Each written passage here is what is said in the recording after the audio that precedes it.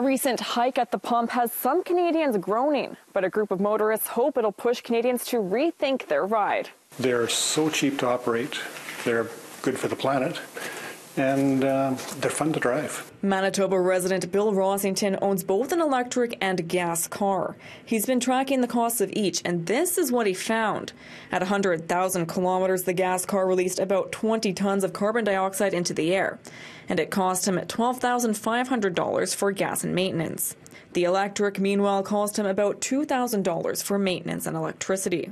And while electrics are typically more pricey to buy, the sticker gap between similar models is getting smaller, and they're going farther on a full charge. The new cars that are coming, I kind of call them the second generation of electrics, their ranges are in the 350 to 400 kilometer range. So you could live in Brandon and commute to Winnipeg if you wanted to. Quebec and British Columbia currently offer electric vehicle rebates, $8,000 in Quebec and $5,000 in BC. Manitoba and Alberta offer no incentives at this time. In its most recent budget, the federal government introduced a $5,000 rebate for cars under $45,000. But Rossington doesn't think it'll be effective. There are only 3 electric cars that qualify. They might as well not bothered. It's sad. I can understand why they don't want to have the perception of giving subsidies to rich people who buy expensive toys. The fact is, cars are not cheap anymore.